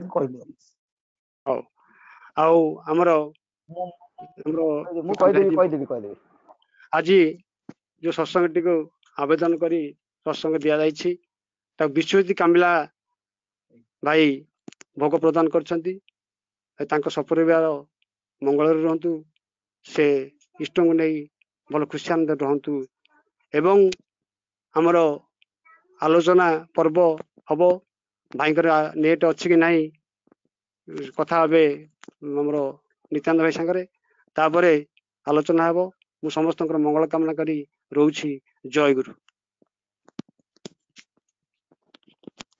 हाँ भाई जय गुरु भाई जय गुरु शरत भाई आज्ञा नेट खूब भल था अल्प समय भर सुंदर आलोचना रखिंट नेट भी भल लगे एवं आपणकर उच्चारण एवं शुद्धता भल था ठाकुर कथा जो अल्प समय देने खूब भल लगे कौन विधा आप भल रखु मुझे विशेष खुशी हली आज सत्संग भोग नवेदन करमर परमश्रद विश्वजित कामिला भाई मुझे परम पिता पद पंकज मंगल निमित्त प्रार्थना करे आसतु बर्तमान आमर जदिओ आज आमर अन्य सत्संग परमश्रद नित्यानंद भाई आलोचना करार लक्ष्य थिला कि नेट प्रॉब्लम अच्छी आज आम मन गहन आम मान मंदिर उत्सव भारी जड़ित एवं से जने जने विभिन्न क्षेत्र में उन्नत जनर लोक से आमर परमसिद्ध बीरंची नारायण दास सभापति विषय अनुरोध करे से मुख्यानुसार आलोचना रखु एवं समिति को खुशी प्रदान करूँ बीरंची नारायण दास अनुरोध करे से समिति की खुशी प्रदान कर ठाकुर कथा आलोचना रखी। जय गुरु दिनेश भाई जय गुरु दिनेश भाई जय गुरु जय गुरु वंदे लोक तिलकं सत्वत वार्ता विभूषणं अमुक्तकृतोच्चारणं प्रबुद्धं लोक जीवनं वंदे सतपुरुषं परमार्थ गुरुदेव श्री ठाकुर मोर जगत जननी शिशु लक्ष्मा जोगाचार्य श्री श्री बड़दा सत्संग प्रधान आचार्य श्री दादा पाद पंकज मोर शतकोटी प्रणाम। व्यासनगर सत्संग बिहार आनुकूल्य आयोजित साप्ताहिक सत्संग आज परिचालना करुवा पूज्य पुरोधा कीर्तन भाई सत्संग उपस्थित आमानकर अग्रणी ओडिशा सत्संग अन्यतम कर्णधार श्रीधर सुंदर मिश्र भाई आम सत्संग विहार संपादक नित्यानंद भाई, समस्त पांजाधारी कर्मी भाई, सर्वादो गुरु भाई माँ माने एवं जहाँको कथा न कहले निश्चित भूल हम आम सत्संग मंदिर जे सभापति पूज्य सनाना समस्त उद्देश्य मोर आंतरिक राप्रीति जयगुर विश्वजित कामिलो भाई ठाकुर पवित्र पांजाधारी कर्मी भाई जहाँ निवेदन भोग निवेदन आज सत्संग आयोजित होती निश्चित भाव में परिवार समस्त प्रति प्रत्येक सार्विक मंगल श्री ठाकुर पाखे प्रार्थना जनाए। कीर्तन भाई कहते शरत भाई को जो ठाकुर दया तुम नेट ठीक ठाक रहा भल आलोचना कले वास्तविक दया सब कथा है आम निमित्त मात्र मत नितानंद आज आम कथा से मत कहते आपन टे रे मुझे मु आगु प्रस्तुत थे जानी मो कम से अनुसार सारिकी रखता तथा आपड़ कहले मुझे सत्संग रही कि मत किसी शेड्यूल भर रखे निर्धारित समय सत्संग आरंभ सर तेणु मु सत्संग रही शुणी निहाती दरकार पड़े मत कहे किंतु से मत किसी समय आगु कहले नेट ठीक ठाक रोनी आप आलोचना करी आलोचना करने इच्छा थे डर लगुच से दर अच्छा परम दयाल श्री ठाकुर को गुरु रूपे ग्रहण करवा ये अक्टोबर 11 तारीख को मोर 22 वर्ष अतिक्रम कला काली भाया मन पड़ुची जाजपुर सत्संग विहार को जो मु अक्टोबर 11 तारीख सकाल 10टा बेले कुआखिया श्रीमंदिर में मोर पूज्य ऋतिक बटकृष्ण दास माध्यम ठाकुर सत्मंत्र दीक्षा ग्रहण कली एवं सेतबेले विवाह पूर्व तेणु जाजपुर रोड व्यासनगर मंदिर पाखे रोली जदियो ठाकुर दीक्षा नहीं नी कहीं के जानी मु जानी प्रथम रू कहीं मत ठाकुर बहुत भल लगे मु बुझी नी बेसी किसी किंतु प्रतिदिन मंदिर को जीवा पाखापाखि 1998 मसीह 2000-2001 पर्यंत नियमित भाव में सका संध्या बेले मंदिर में प्रार्थना करवा मोर गोटे अभ्यास थिला आ सबुदिन गोटे डायरी में लेखे कौन करुच्ची ठाकुर को लेकिन तो प्रथम गोटे जोश था ठाकुर नहीं गोटे मनटा भारी एकदम बहुत खुशी थिला आउ ठाकुर भारी भल लगे प्रथम प्रथम जो मान को देखिक आम ठाकुर को बुझिलु ता भितर ओडिशार अन्यतम जहाँकर चेष्टा निष्ठा प्रचेषा आज ओडिशा सत्संग एते आगे अच्छे आज जहाँ आम पाइचु डाक्तर विनायक महापात्र भाई श्रीधर भाई आम जाजपुर आमर समस्त प्रिय विजय भाई एम देखिए आम शिखिलु हाथ में आगे बेसी आलोचना करने साहस ना तथापि ठाकुर कथा जो आलोचना कर सुजोग मिली आम सत्संग मंदिर गोटे श्रृंखलित सत्संग मु दीर्घ 22 वर्ष 1998 मसीहा अक्टोबर 11 तारीख संध्या प्रार्थना ठारू आज पर्यंत मु देखी आसी श्रृंखलित सत्संग संगठन बोधे ओडिशार विरल जन को मानिकी चलवा एवं से जन को आउ जन को मानिकी चलवा यार भितर आम सबकि चले कथा पदे पदे अनुष्ठान विराट विराट हो जाए उत्सव अनुष्ठान केमिति हुए क्या जना पड़े ना वार्षिक उत्सव रे जार जहाँ दायित्व सते जमी समस्त अभ्यस्त हाथ बुले आनले काम हो जाए आ ये सब पछरे मु भावे ठाकुर दया करुणा काम करे काली भली मन पड़े श्रीधर भाई विनायक जो आसती सत्संग विहार को जो से 40 फुटर लंबार 50 फुटर लंबार से घरटा थिला से घरे आम समस्त बसु सनाना से बहुत सुस्थ सबल थिले एवं सेठी बसिकी आम चारिपटू खाली देखू सब तास तंडी आपणकर अनामना होगी चारिपट बिल पड़ी था जो श्रीधर भाई आसती विनायक भाई आसती आगे ठाकुर प्रणाम करने पूर्व दीर्घ समय धरी से बारंडार ठिया चारिपट को चाहती आज किंतु से जगह को देखि लोक आज आसिक चिन्ह पारे सब ठाकुर दयार होती बोधे से जानी पारे आगामी दिन में से जाजपुर शिल्प नाला एत बड़ आज जहाँ आम देखुचे ता नाला एत व्यापकता नाला किंतु सेतबेले से माने ही देखि पारथिले से भाई विनायक जानी पारथिले जे ये गोटे समय आसीबो एठी बहुत लोक आसीबे आज भी देखा जाउछि ठीक सेया आमे रोड रो आज आपातत गोटे नेक्स्ट टू राउरकेला बोधे झारसुगुड़ा राउरकेला परे जाजपुर रोड होछि आउ एक जगह जोठी की ବର୍ତ୍ତମାନ ସବୁ ଧର୍ମର ସବୁ ଭାଷାଭାଷୀର ଲୋକମାନେ ଆସିକି ଅଛନ୍ତି ଏବଂ ଏଇଭଳି ଏକ ବ୍ୟାପକତାକୁ ଦୃଷ୍ଟିରେ ରଖି ଏ ସଂଗଠନର ଏକାନ୍ତ ଗୋଟେ ବଡ ଆବଶ୍ୟକତା ଅଛି ବୋଲି ସେତେବେଳେ ସେଠି ମନ୍ଦିର ପରିକଳ୍ପନା କଲେ। ଯାଜପୁର ଜିଲ୍ଲାର ଇଏ ହଉଛି ଦ୍ୱିତୀୟ ଶ୍ରୀମନ୍ଦିର ଯାଜପୁର ଜିଲ୍ଲା ହେଡକ୍ୱାର୍ଟର ପରେ ଯେତେବେଳେ ନୂଆ ନୂଆ ଏଠି ମନ୍ଦିର ପାଇଁ ପ୍ରସ୍ତାବ ଆସିଲା ଏବଂ ବିନାୟକ ଦାଙ୍କ ମୋର କଥା ବାହାରିଲା ଏଠି ଜମି ସଂଗ୍ରହ କର ମନ୍ଦିର କରାଯିବ। ଆମେ କେତେ ଜଣ ଯୋଉମାନେ ହାତ ଗଣତି ଥିଲୁ ଆମେ ସେତେବେଳେ ଠାକୁରଙ୍କୁ ପାଞ୍ଜା ଧରି କର୍ମୀ ହେଇନଥିଲୁ କିନ୍ତୁ ଆମ ଭିତରେ କିଛି ଭାବନା ନଥିଲା ପଦେ ପଦେ କଥାରେ ଆମକୁ କହୁଛନ୍ତି ଆମେ କରିବୁ କଲେ କଣ ହବ ନହବ ସେ କଥା ଆମ ଭିତରେ ନଥିଲା। ସନ୍ନାନା ବାପୁ ଭଳିଆ ଆମକୁ ଭଲ ପାଇକି ଆମକୁ ଶ୍ରଦ୍ଧା କରନ୍ତି ଏବଂ କହନ୍ତି ତମେ କର ମୁଁ ଅଛି ଏବଂ ଦେଖାଗଲା ସେଇ କଥା ପଦେ ପଦେରେ ଏତେ ବଡ କଥା ହେଇଗଲା ଆଉ ଆଜି ଆମେ ସମସ୍ତେ ଆନନ୍ଦ ପାଉଛନ୍ତି। ତେଣୁ ସେଇ ସଂଗଠନ ବିଗତ ପାଖାପାଖି 5-6 ମାସ ଧରି ସାରା ବିଶ୍ୱ ଯେତେବେଳେ ଗୋଟେ କରୋନା ଭଳି ଗୋଟେ ମହାମାରୀ ଭିତରେ ଛଟପଟ ହଉଛି ତା ଭିତରେ ସତ୍ସଙ୍ଗ କିନ୍ତୁ ତା ଭଳି ଚାଲିଛି ଏବଂ ମୁଁ ଭାବୁଛି ଇଏ ଗୋଟେ ସୁଯୋଗ ବି ମଧ୍ୟ ଆମ ପାଇଁ ଇଏ ଗୋଟେ କ୍ରାଇସିସ୍ ନୁହେଁ ଇଏ ଗୋଟେ ଆମ ପାଇଁ ଅପରଚ୍ୟୁନିଟି ବର୍ତ୍ତମାନ ହେଇଯାଇଛି। ସାରା ବିଶ୍ୱ ଭରି ସତ୍ସଙ୍ଗ ଚାଲିଛି ବହୁତ ଲୋକଙ୍କୁ ଜାଣିନଥିଲେ ଚିହ୍ନି ନଥିଲେ ଦେଖିନଥିଲେ ସେମାନେ ଦେଖୁଛନ୍ତି ଜାଣୁଛନ୍ତି ସୁଯୋଗ ପାଉଛନ୍ତି ଏ ସବୁ ହଉଛି ଠାକୁରଙ୍କ ଦୟା। ଆଉ ମୋର ଏଇଥିପାଇଁ ଏ କଥା କହିବାକୁ ଚାହେଁ ଆଲୋଚନାକୁ ଯିବା ପୂର୍ବରୁ ନିଶ୍ଚିତ ଭାବରେ କହିବାକୁ ଚାହେଁ ଯେ ମୋର ମନେ ପଡେ ଦୀର୍ଘ 22 ବର୍ଷ ଭିତରେ ବର୍ଷରେ ଥରେ 2 ଥର 3 ଥର ଅନ୍ତତ ପକ୍ଷେ ଦେଓଘର ଗଲେ ଆଚାର୍ଯ୍ୟ ଦେବଙ୍କର ସେଇ ବାଷ୍ପରୁଦ୍ଧ କଣ୍ଠରେ ସେ ଗୋଟିଏ କଥା ସବୁବେଳେ ଶୁଣିବାକୁ ମିଳୁଥିଲା ଯେତେ ପାରୁଛ ଅଧିକ ଲୋକଙ୍କୁ ଦୀକ୍ଷା ଦିଆ କର ଯେତେ ଲୋକଙ୍କୁ ଯୁକ୍ତ କର କାରଣ ଆଗାମୀ ଦିନରେ ଏମିତି ଗୋଟେ ବିପର୍ଯ୍ୟୟ ଆସୁଛି ସେଥିରୁ ରକ୍ଷା ପାଇବାକୁ ହେଲେ ଏଇ ହଉଛି ଏକମାତ୍ର ରାସ୍ତା। ଆପଣମାନେ ଦେଖିବେ କିଛି ଦିନ ପୂର୍ବରୁ ସୁଧା ସର୍ଜନା ଉତ୍ସବ କଥା କୁହନ୍ତୁ ବା ଆପଣଙ୍କର ପୂଜନୀୟ ବାବାଦାଙ୍କର ସାରା ଓଡିଶା ବା ଭାରତ ପରିକ୍ରମା କଥା କୁହନ୍ତୁ ଲକ୍ଷ ଲକ୍ଷ ଦୀକ୍ଷା କଥା କୁହନ୍ତୁ ଏ ସବୁ କଥା ପଛରେ ଯେମିତି ଜଣା ପଡୁଥିଲା ଆଗକୁ ଗୋଟେ କିଛି ଗୋଟେ ବିପର୍ଯ୍ୟୟ ଅଛି ସେଥିପାଇଁ ବିପର୍ଯ୍ୟୟ ପୂର୍ବରୁ ଝଡ ପୂର୍ବରୁ ନିରବତା ଭଳିଆ ଆମକୁ ହିଁ କାମ କରିବାର ଗୋଟେ ନିର୍ଦ୍ଦେଶ ଆସିଥିଲା।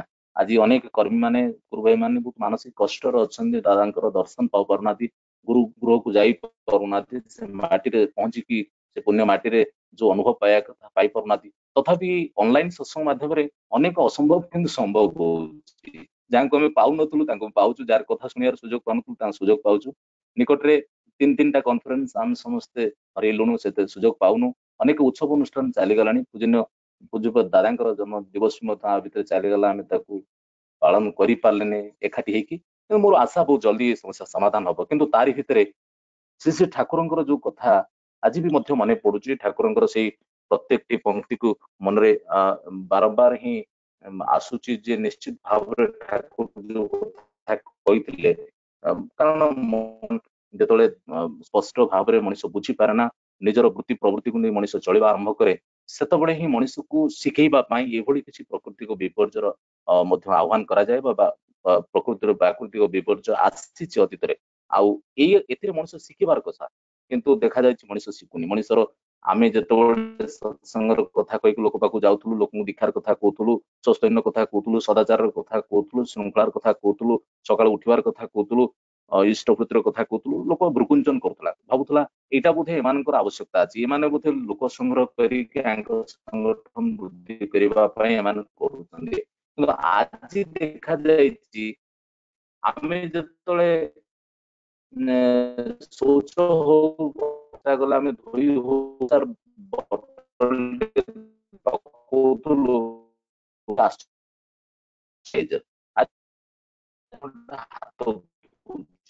ଠିକିଲେ ଶିଖିଲା ହେଇଛି କିନ୍ତୁ ଭିତରେ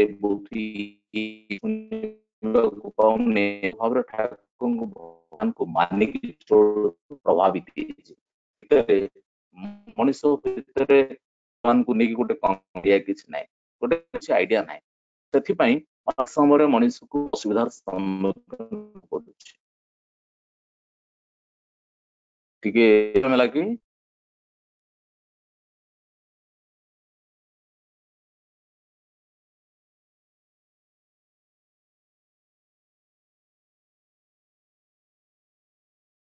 ହ୍ୟାଲୋ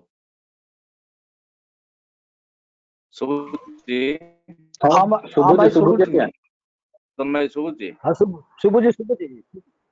ଶୁଭୁଛି ଆଲୋଚନା ଶୁଭୁଛି ଆନନ୍ଦରେ ଆଲୋଚନା କରନ୍ତୁ ଠିକ ଅଛି ମଣିଷ ଈଶ୍ୱର ଭଗବାନଙ୍କୁ ନେଇକି ଯେତେବେଳେ ମଣିଷ ଭିତରେ ଗୋଟେ ସଠିକ ସେତେବେଳେ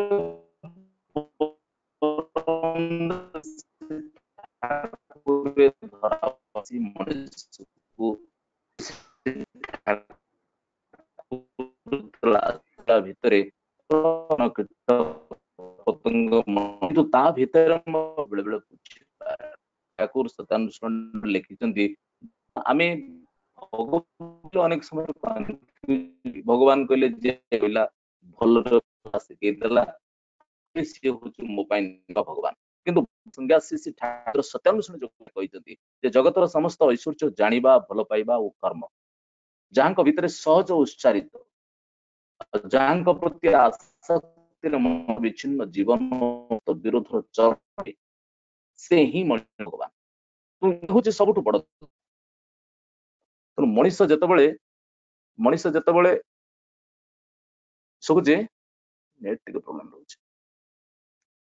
ତେଣୁ ମଣିଷ ଭିତରେ ଈଶ୍ୱର ଭଗବାନଙ୍କୁ ନେଇକି ଏଇ ପ୍ରକାର ଦ୍ୱନ୍ଦ୍ୱ ଯେତେବେଳେ ସୃଷ୍ଟି ହୁଏ ସେତେବେଳେ ହିଁ ସେ ଆସନ୍ତି ଏବଂ ସେତେବେଳେ ସେ ମଣିଷକୁ ହାତ ଧରିକି ଶିଖେଇ ଦିଅନ୍ତି ବଞ୍ଚିବାର କୌଶଳଟା। ଆଉ ସେଇ ବଞ୍ଚିବାର କୌଶଳକୁ ଯଦି ଆମେ ଶିଖିକି ତେଣୁ ଯଦି ସେଇ ବଞ୍ଚିବାର କୌଶଳକୁ ଯଦି ଆମେ ଶିଖିକି ଯଦି ଆମେ ଜାଣିକି ଅଜଣା ହବା ତାହେଲେ ଯୋଉ ପ୍ରକାର ବିପର୍ଯ୍ୟୟ ସୃଷ୍ଟି ହୁଏ ତାହା ହଉଛି ବେକାର କରୋନା। ତେଣୁ ୟା ଭିତରେ ମଧ୍ୟ ଶ୍ରୀ ଠାକୁର ସ୍ପଷ୍ଟ ଭାବରେ କହୁଛନ୍ତି ତୁମେ ଭକ୍ତି ରୂପକ ଜଳ ତ୍ୟାଗ କରି ଆସକ୍ତି ରୂପକ ବାଲିଚଡାରେ ବହୁ ଦୂର ଯାଉ ନାହିଁ। ଦୁଃଖ ରୂପକ ସୂର୍ଯ୍ୟ ତାପରେ ବାଲିଚଡା ଗରମ ହେଲେ ଫେରି ଆସିବା ମୁସ୍କିଲ ହେବ। ଅଳ୍ପ ଉତ୍ତପ୍ତ ହଉ ଯଦି ଫେରି ନ ଆସିପାର ତେବେ ସୁଖୀ ମରିବା ହିଁ ସାର ହେବ। ତ ଇଏ ହଉଛି ବର୍ତ୍ତମାନ ସମୟର ଆବଶ୍ୟକତା। ଆଜି ମଣିଷ ଶିଖିବାକୁ ପଡିବ, ମଣିଷକୁ ଶୃଙ୍ଖଳିତ ହେବାକୁ ପଡିବ, ମଣିଷର ଦୈନନ୍ଦିନ ଜୀବନଚର୍ଯ୍ୟାକୁ ସଜାଡିବାକୁ ପଡିବ, ନଚେତ ମଣିଷକୁ ଆଗାମୀ ଦିନରେ ଆହୁରି ଭୟଙ୍କର ବିପର୍ଯ୍ୟୟକୁ ସାମ୍ନା କରିବାକୁ ପଡିବ। ନିକଟରେ ଯୋଉ ପୂଜ୍ୟପାଦ ଶ୍ରୀ ଦାଦାଙ୍କର ଜନ୍ମ ଦିବସ ସାରା ବିଶ୍ୱ ପାଳନ କଲା, ସମସ୍ତେ ତାଙ୍କୁ ସ୍ୱଚକ୍ଷୁରେ ଦେଖିବାର ସୁଯୋଗ ପାଇଲେନି। ମୁଁ ସେଇ ସମୟରେ ପରମ ପୂଜ୍ୟପାଦ ସେ ଦାଦାଙ୍କର 75ତମ ଜନ୍ମ ଦିବସରେ ଗୋଟେ ପୁସ୍ତକ ପ୍ରକାଶ ପାଇଥିଲା ଦାଓ ଆର୍ଟ ଦି ବ୍ଲିସ୍। ସେଥିରେ ଅନେକ ଦାଦାଙ୍କୁ ପାଖରୁ ଦେଖିଥିବା ଅନେକ ଭକ୍ତ ସାଧକ ମାନଙ୍କର ମୁଁ ପଢୁଥିଲି ଯେ ଦାଦାଙ୍କୁ ସମ୍ପର୍କରେ ଆମେ ଆମ ଛୋଟ ମୁହଁରେ ଛୋଟିଆ ଜ୍ଞାନ ଭିତରେ ବୁଝିବା କଷ୍ଟ, କିନ୍ତୁ ତାଙ୍କୁ ଯିଏ ଅଧିକ ବୁଝିଛନ୍ତି ତାଙ୍କ କଥା ଯଦି ମଣିଷ ବୁଝିଦିଏ ତାହେଲେ ଆହୁରି ସହଜ ହବ। ମୁଁ ଆମ ବଡ ଭାଇ ବିନାୟକ ଦାଙ୍କର ଗୋଟେ ଲେଖା ପଢୁଥିଲି ଶ୍ରୀ ଶ୍ରୀ ଦାଦା ଆଜ ଆଇ ହାଭ ବିନ୍ ସିଂ ହିମ୍। ମୁଁ ଶ୍ରୀ ଶ୍ରୀ ଦାଦାଙ୍କୁ ଯେମିତି ଦେଖିଛି ସେଥିରେ ଏତେ କଥା ବିନାୟକ ଦା ଲେଖିଛନ୍ତି ମାନେ ଯାହାକୁ ଭାଷାରେ ବି ମାନେ ପ୍ରକାଶ କରାଯାଇ ପାରିବନି, ଏତେ ବ୍ୟାପକ ଆଉ ତାକୁ କହିଲେ ତ ରାତି ପାଇଯିବ। ଗୋଟେ ଗୋଟେ ଶବ୍ଦ ଭିତରେ ବ୍ୟାପକତା ଅଛି। ପୂଜନୀୟ ବିନାୟକ ଦା କହୁଛନ୍ତି ଯେ ଆଚାର୍ଯ୍ୟ ଦେବ ଶ୍ରୀ ଦାଦା ହଉଛନ୍ତି ପିଲା ଭଳିଆ। ଆପଣ ମାନେ ଦେଖିବେ ଅତି ସ୍ୱାଭାବିକ ଭାବରେ ସେ ଖଟଟି ଉପରେ ବସିଥିବେ, ଗୋଡ ଉପରେ ଗୋଡ ପକେଇଥିବେ, ବହିଟିଏ ଧରିଥିବେ, ଛୋଟ ପିଲା ଭଳିଆ କଥା ହଉଥିବେ। ତାଙ୍କର ଛୋଟିଆ ପିଲା ଭଳି ବ୍ୟବହାର ଏବଂ ଛୋଟ ପିଲାଙ୍କ ଭଳି ବ୍ୟବହାର ଯେମିତି ପୁସ୍ତକ ପାଇଁ ସେ ଅତ୍ୟଧିକ ବ୍ୟାକୁଳ। ସବୁବେଳେ ଦେଖିବ ଦାଦାଙ୍କ ସବୁଠାରୁ ପ୍ରିୟ ବସ୍ତୁ ହଉଛି ପୁସ୍ତକ। ଯଦି କିଏ ଗୋଟେ ବହି ଟେକି ନେଇ ଦିଏ ତାହେଲେ ସେଟାକୁ ସର୍ବାଧିକ ସେ ଅଧିକ ଭଲ ପାଆନ୍ତି। ଆଉ ତାଙ୍କର ମୁଁ ଭାବୁଛି ବୋଧେ ସବୁଠୁ ପ୍ରିୟ ବସ୍ତୁ ହଉଛି ବହି। ଏବଂ ସବୁଠୁ ବଡ ଜିନିଷ ହଉଛି ଆଉ ଗୋଟେ ପୂଜ୍ୟପାଦ ଯେ ଦାଦାଙ୍କର ଯେ ବହୁତ ସ୍ମରଣ ଶକ୍ତି ବହୁତ ତୀକ୍ଷ୍ଣ। ଆମେ ଆଜି ଦେଖିଥିବା ଲୋକକୁ ମାସେ ପରେ ଦେଖିଲେ ଚିହ୍ନି ପାରୁନାହାନ୍ତି, କିନ୍ତୁ ଶ୍ରୀ ଶ୍ରୀ ଦାଦା ଯଦି 50 ବର୍ଷ ତଳେ କାହାକୁ ଦେଖିଥିବେ ତାହେଲେ ଗୋଟିଏ ମୁହୂର୍ତ୍ତରେ ସେ ତାକୁ ଦେଖିକି ଚିହ୍ନି ପାରନ୍ତି, ଗୋଟିଏ ମୁହୂର୍ତ୍ତରେ। ଏ କଥା ମୁଁ କହୁନି, ଏ କଥା ସ୍ୱୟଂ ବିନାୟକ ଦା କହୁଛନ୍ତି। ମାନେ ବିନାୟକ ଦାଙ୍କର କଥା ଭିତରୁ ଏକଦମ ଯେମିତି ବାରି ହେଇ ପଡୁଛି ଯେ ପୁରା କୋଟି କୋଟି ବାସ୍ତବତା। ସବୁଦିନ ତାଙ୍କର ସେମିତି କୌଣସି ବଡ ଚାରି କାନ୍ଥ ଭିତରେ ସେ ଆବଦ୍ଧ ବ୍ୟକ୍ତିତ୍ବ ନୁହଁ, କିନ୍ତୁ ସବୁଦିନ ତାଙ୍କର ଦରବାର ବସେ। ପ୍ରତ୍ୟେକ ଦିନ ହଜାର ହଜାର ଲୋକ ଆସନ୍ତି, ମନର ଦୁଃଖ ବ୍ୟଥା ନେଇକି ତାଙ୍କୁ ଜଣାନ୍ତି ଏବଂ ସମସ୍ତଙ୍କୁ ସେ ସମାଧାନର ରାସ୍ତା ଦିଅନ୍ତି। ଅତି ସହଜ ଭାବରେ ସମସ୍ତଙ୍କୁ ଦର୍ଶନ ଦିଅନ୍ତି, ଦୁଃଖ ବୁଝନ୍ତି। ସେ ହଉଛନ୍ତି ପୂଜ୍ୟପାଦ ଶ୍ରୀ ଦାଦା।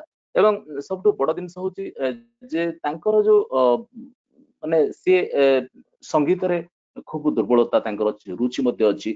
ପୂଜନୀୟ ବିନାୟକ ଦା କହୁଛନ୍ତି ଯେ ସିଏ ହଉଛନ୍ତି ଭାରି ରସିକ ଲୋକ। ମାନେ ତାଙ୍କ ଭିତରେ ସବୁ ପ୍ରକାରର ରସ ତାଙ୍କ ଭିତରେ ଭରି ହେଇକି ରହିଛି। ସୁନ୍ଦର ସଙ୍ଗୀତ ମଧ୍ୟ ସେ ରଚନା କରିପାରନ୍ତି, ସଙ୍ଗୀତର ଟୁନ୍ ମଧ୍ୟ ବଢିଆ ଦେଇପାରନ୍ତି।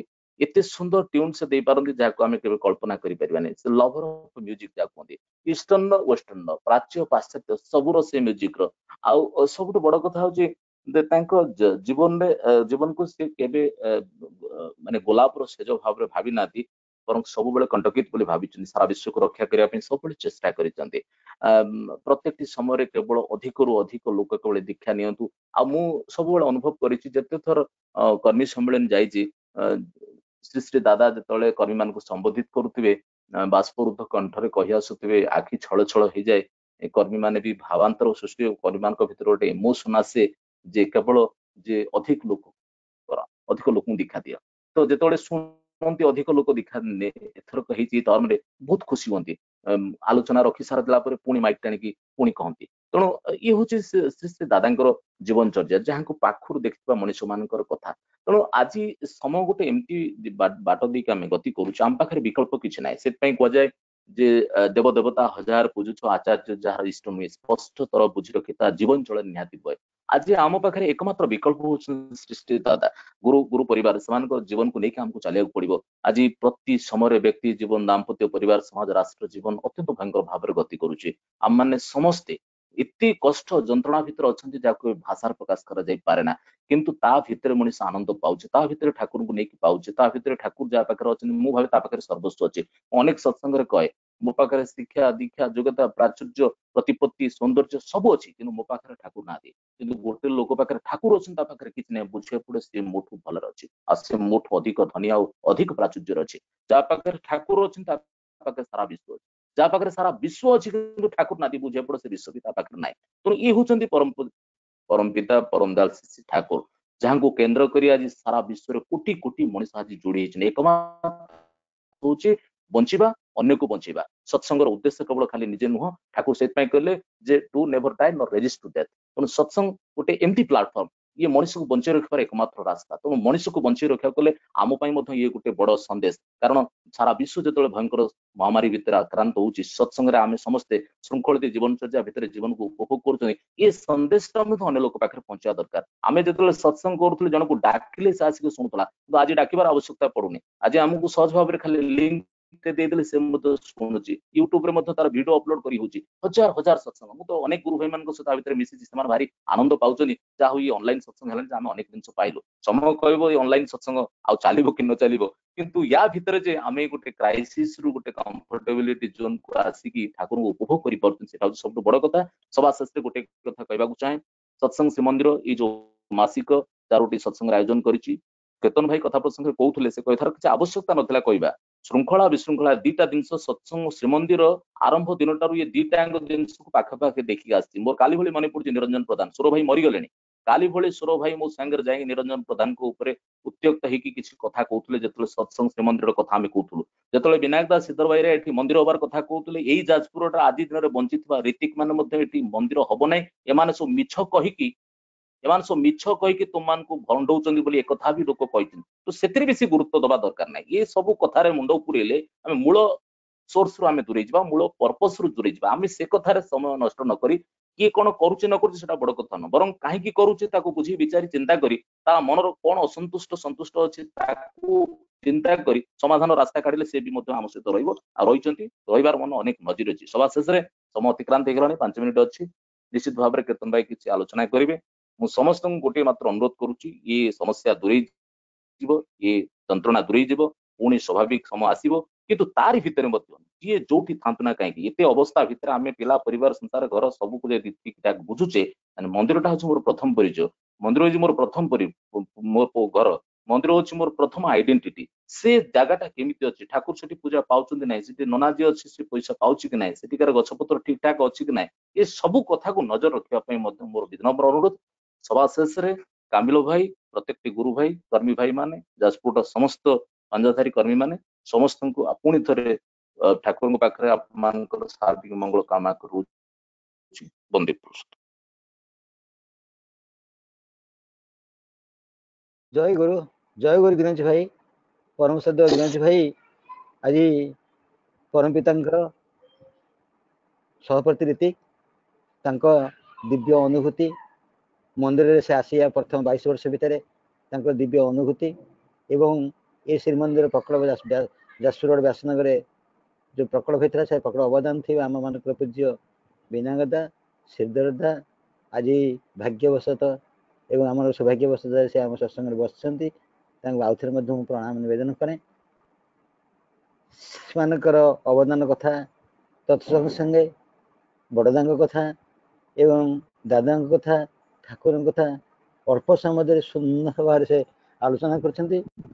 ପରମ ପିତା କଥା କହି ଆମର ଯୋଉ ଆନନ୍ଦ ଦେଇଛନ୍ତି ଖୁସି ଦେଇଛନ୍ତି ମୁଁ ପରମ ପିତାଙ୍କ ପଦପଙ୍କ ତଳେ ପ୍ରାର୍ଥନା କରେ ବିରଜ ଭାଇ ସୁସ୍ଥ ସୁନ୍ଦର ଜୀବନ ଯାପନ କରି ଆନନ୍ଦରେ ପରମ ପିତା ରୁହନ୍ତୁ।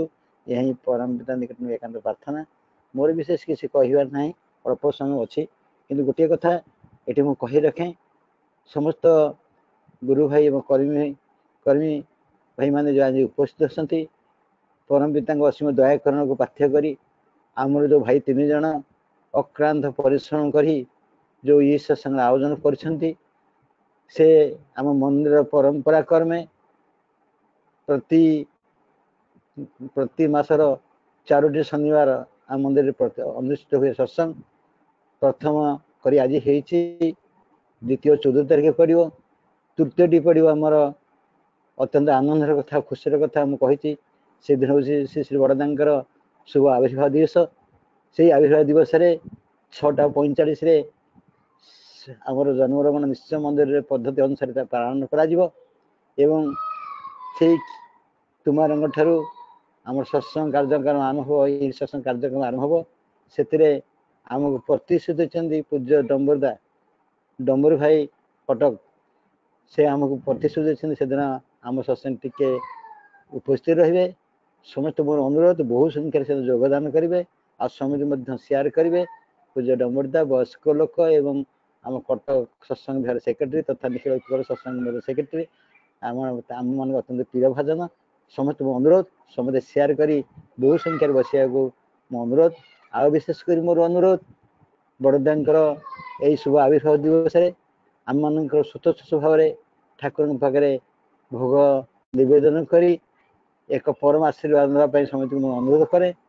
ଆଉ କ'ଣ କହିବି ଠାକୁରଙ୍କ କଥା ମୁଁ ଗୋଟେ ବହିରେ ପଢ଼ିଥିଲି, ସେ ଆଲୋଚନା ପ୍ରସଙ୍ଗ ସେ ଠାକୁର କହିଥିଲେ ଏପରି ଏକ ଦିନ ଆସିବ ଯେଉଁଦିନ ସାରା ବିଶ୍ୱ, ଖାଲି ଓଡ଼ିଶା ନୁହେଁ ଭାରତ ନୁହେଁ ସାରା ବିଶ୍ୱ, ବାତ୍ୟା ବନ୍ୟା ଭୂମିକମ୍ପ ସୁନାମି ଏଇ ରକମ ମହାମାରୀ ଏଇଭଳି ବିପଦର ସମ୍ମୁଖୀନ ହୋଇ ଆଗକୁ କ'ଣ ହବ କାଣ ହବ ବୋଲି କିଛି ରାହା ପାଇବନି, ସୁଖ ପାଇବେନି, ଶାନ୍ତି ପାଇବେନି, ଧନ ରତ୍ନ ସବୁ କିଛି ଥାଇ ମଧ୍ୟ ଯୋଉଟା ସଦ୍ୟ ବିରଞ୍ଜ ଭାଇ ଆଲୋଚନା କରିଥିଲେ ଥାଇ ମଧ୍ୟ ସେ ମଧ୍ୟ ହାହାକାର କରି ଉଠିବେ।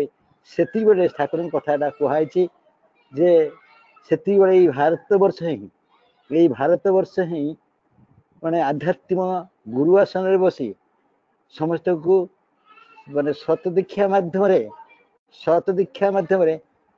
ସ୍ୱାଧୀନତା ଏବଂ ବଞ୍ଚିବାର ପଥ ଦେଖାଇବ ଏଇ ଭାରତବର୍ଷ।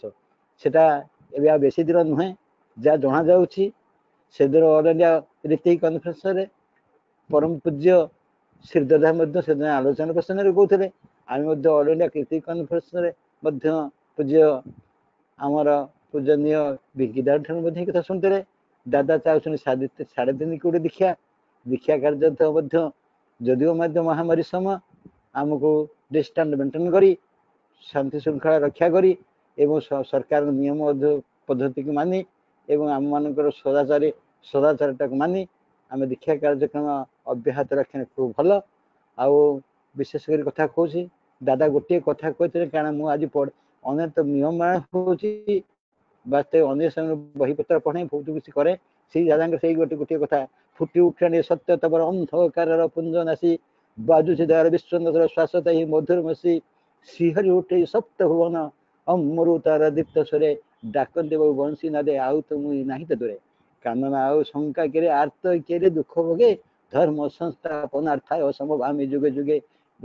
ଏଇଟା ହିଁ ମୁଁ ଦେଖୁଛି, କାରଣ ବହୁତ ବୈଜ୍ଞାନିକ ସାଇଣ୍ଟିଷ୍ଟ ମାନେ ଏବଂ ବୁଦ୍ଧିଜୀବୀ ମାନେ ଆଧ୍ୟାତ୍ମିକ ଗୁରୁ ମାନେ କହୁଛନ୍ତି 2050 ବେଳକୁ ଏଇ ବିଶ୍ୱ ନିଶ୍ଚିହ୍ନ ହେଇଯିବ। କ'ଣ ନିଶ୍ଚିହ୍ନ ହବ ମୁଁ ତା ବୁଝିପାରୁନି, ତଥାପି ଯାହା ଜଣାପଡୁଛି ଯୋଉଟାକି ଆମେ ଆଜି ପର୍ଯ୍ୟନ୍ତ ଦେଖିନଥିଲୁ, ଏଇ ବୟସରେ ଉପନୀତ ହେବା ପରେ ଆଜି ପର୍ଯ୍ୟନ୍ତ ଜାଣିନଥିଲୁ ଯୋଉ ଏଇ ଯୋଉ ମହାମାରୀ ହେଇ ମଣିଷର ଯୋଉ ବିପର୍ଯ୍ୟସ୍ତ ସୃଷ୍ଟି କରିଛି ଏବଂ ଶିକ୍ଷାନୁଷ୍ଠାନ ଧର୍ମାନୁଷ୍ଠାନ ପର୍ଯ୍ୟନ୍ତ କୌଣସି ଖୋଲାଖୋଲିରେ ହବାର ଚାନ୍ସ ହିଁ ନାହିଁ। କ'ଣ ହବ ତାର ବି ମଧ୍ୟ ଅତିର ଭବିଷ୍ୟତ ତା ବି ମଧ୍ୟ କିଛି ଚାନ୍ସ ନାହିଁ। ଏବେ କିଛି ଯୁଗର କିଛି ପରିବର୍ତ୍ତନ ହେବାକୁ ଯାଉଛି। ଯାହା ହଉ ଆମେ ଅତୀତ କଥା ଛାଡ଼ ଏବଂ ଭବିଷ୍ୟତର କ୍ଷମତାକୁ ଛାଡ଼, ବର୍ତ୍ତମାନ ପଦ୍ଧତିରେ ପରମପିତା ହିଁ ଏକମାତ୍ର ଆମ ସହାୟ। ପରମପିତା ଅସୀମ ଦୟାକରଣ ପାର୍ଥକ୍ୟରେ ଆଜି ଆମେ ତାଙ୍କୁ ଗୁରୁ ପଦରେ ଗ୍ରହଣ କରିଛନ୍ତି।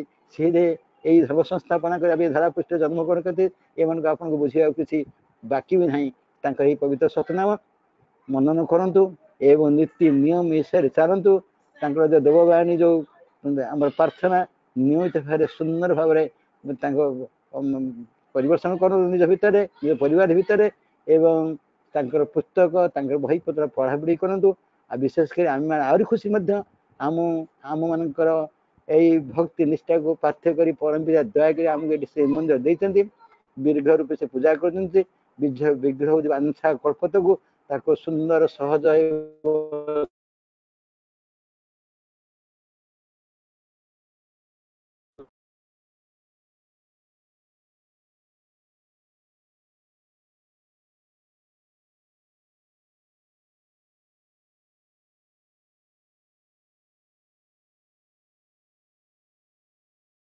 ଆମ ମନ୍ଦିର ଆମ ପରିବେଶକୁ ସୁନ୍ଦର ରଖିବା ପାଇଁ ଆମର ଏଇ ବର୍ତ୍ତମାନ ଭବିଷ୍ୟତକୁ ରକ୍ଷା କରି ଆଉ ମୁଁ ବିଶେଷ ଆଲୋଚନା କରୁନି। ଆଉ ବିଷୟ ଆଲୋଚନା କରି ସର୍ବଶେଷରେ ସମସ୍ତେ ଆଜି ଯେଉଁମାନେ ଉପସ୍ଥିତ ଅଛନ୍ତି ସମସ୍ତଙ୍କ ଶୁଭ କାମନା ପାଇଁ ପରମ ପିତା ପଦ ପଙ୍କଜରେ ମୁଁ ପ୍ରାର୍ଥନା କରେ ଏବଂ ଆଜିର ଯିଏ ସତ୍ସଙ୍ଗ ଉପସ୍ଥିତ ସମସ୍ତ ଗୁରୁ ଭାଇ ମା ଏବଂ କର୍ମୀମାନେ ବିଶେଷ କରି ଆଜି ଆମମାନଙ୍କର ପୂଜ୍ୟ ଆମ ସିଦ୍ଧଦା ଯିଏ ଆମ ଗହଣ ଅଛନ୍ତି ତାଙ୍କ ଉପସ୍ଥିତ ଆମେମାନେ ଆଲୋଚନା କରିବାର କିଛି ବାଟ ଭଲ ନାହିଁ। ଯୋଉଟା ଶବ୍ଦ ବିରାଜ ଭାଇ କହୁଥିଲେ ଆଉ କହିବି ଆଉ ବିଶେଷ କହିବାକୁ ମଧ୍ୟ ଆଉ ମତେ ସମୟ ମଧ୍ୟ ନାହିଁ। ଆଉ ମୁଁ ପରମ ଶ୍ରଦ୍ଧେୟ ଉମାକାନ୍ତ ତାରିଣୀ ଭାଇକୁ ନିବେଦନ କରେ ଯଦିଓ ତାଙ୍କର ଧ୍ୱନି ଦେବାର ଥିଲା ତଥାପି ସେ ଜୟରାଧ କରି ଧ୍ୱନି ଦିଅନ୍ତୁ। ଉମାକାନ୍ତ ତାରିଣୀ ଭାଇକୁ ମୁଁ ଅନୁରୋଧ କରେ ସେ ଜୟରାଧ କରିବେ ତାପରେ ଧ୍ୱନି ଦେବେ। जय राधे राधे कृष्ण कृष्ण गोविंद गोविंद बोलो रे। जय राधे राधे कृष्ण कृष्ण गोविंद गोविंद बोलो रे। राधे गोविंद गोविंद गोविंद गोविंद गोविंद बोले सदा डाको रे। जय राधे राधे कृष्ण कृष्ण गोविंद गोविंद बोलो रे। छाड़ो रे मन कपट चातुरी बदने बोलो हरि हरि। हरे नाम परम ब्रह्म जीवेर मूल धर्म अधर्म कुकर्म छाड़ो रे। जय राधे राधे कृष्ण कृष्ण गोविंद गोविंद बोलो रे। छाड़ो रे मनु भवेर आशा अजपा नामे करो रे निशा। राधे गोविंद नामटी बदने लइए नयन निरे सदा भासरे। जय राधे राधे कृष्ण कृष्ण गोविंद गोविंद बोलो रे। राधे गोविंद गोविंद गोविंद गोविंद गोविंद बोले सदा डाको रे। जय राधे राधे कृष्ण कृष्ण गोविंद गोविंद बोलो रे। छाड़ो रे मन कपट चातुरी बदने बोलो हरि हरि। हरि बोल हरि बोल हरि बोल हरि बोल हरि बोल हरि बोल हरि बोल हरि बोल हरि बोल हरि बोल हरि बोल हरि बोल हरि बोल हरि बोल हरि बोल हरि बोल। हरे नाम परम ब्रह्म जीवेर मूल धर्म अधर्म कुकर्म छाड़ रे। जय राधे राधे कृष्ण कृष्ण गोविंद गोविंद बोलो रे। छाड़ो रे मनु भवेर आशा अजपा नामे करो रे निशा। राधा बोल राधा बोल राधा बोल राधा बोल राधा बोल राधा बोल राधा बोल राधा बोल राधा बोल राधा बोल राधा बोल राधा बोल राधा बोल राधा बोल राधा बोल राधा बोल। राधे गोविंद नामटी बदने लइए नयन निरे सदा भासरे। जय राधे राधे कृष्ण कृष्ण गोविंद गोविंद बोलो रे। राधे गोविंद गोविंद गोविंद गोविंद गोविंद बोले सदा डाको रे। जय राधे राधे कृष्ण कृष्ण गोविंद गोविंद बोलो रे। जय राधे राधे कृष्ण कृष्ण गोविंद गोविंद बोलो रे। वंदे पुरुषोत्तम वन्दे पुरुषोत्तमम् वन्दे पुरुषोत्तमम् वन्दे पुरुषोत्तमम् वन्दे पुरुषोत्तमम् वन्दे पुरुषोत्तमम् परम ब्रह्ममय श्री ठाकुर अनुकूल चंद्र जी की जय। विश्व कल्याणमयी जगत जननी श्री श्री बड़मा की जय। योगाचार्य प्रभुपाद श्री श्री बड़दा की जय। पूज्य पाद आचार्य देव श्री श्री दादा की जय। सत्संग की जय। वंदे पुरुषोत्तमम् वंदे पुरुषोत्तमम् वंदे आर्यपितॄन् वंदे आर्यपितॄन् वंदे मातृवर्गान् वंदे मातृवर्गान् वंदे अहंकृष्ट दैवतम् वंदे अहंकृष्ट दैवतम् वंदे पुरुषोत्तमम् वंदे पुरुषोत्तमम् परम ब्रह्ममय श्री श्री ठाकुर अनुकूल चंद्र जी की जय। जय गुरु जय गुरु भाई जय गुरु समस्त को जय गुरु। जय सिद्धर भाई दर्दां को जय गुरु। चक्रधर भाई को जय गुरु। जय गुरु जय गुरु चक्रधर जेना भाई आपन को जय गुरु मोर कीर्तन भाई कहूची जय गुरु कामेश्वर भाई जय गुरु कामेश्वर भाई जय गुरु कीर्तन भाई जय गुरु सताई को जी जय गुरु हाँ, जय गुरु हाँ, जय गुरु आगे जय गुरु तारिणी भाई जय गुरु जय गुरु जय गुरु जय गुरु समस्त को जय गुरु। जय गुरु प्रसाद भाई जय गुरु आज्ञा जय गुरु जय गुरु जय गुरु जय मूसा भाई जय गुरु। प्रशांत भाई जय गुरु। जय गुरु।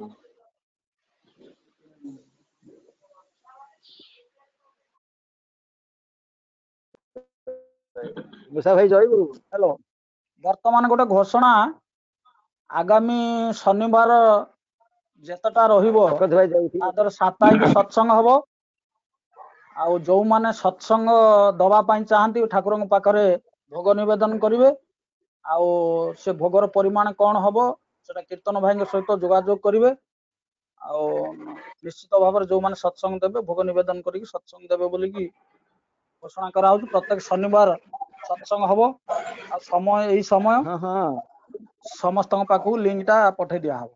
जय गुरु।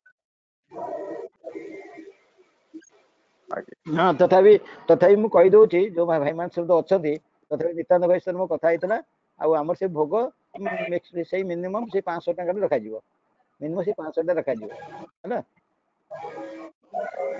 आज्ञा आज्ञा आज्ञा वर्तमान आम सेशन को शेष करबा समिटा को सीटा कर दे समस्त को जय गुरु जणाई सेशन को वर्तमान शेष करा होउछ। जय गुरु जय जय गुरु जय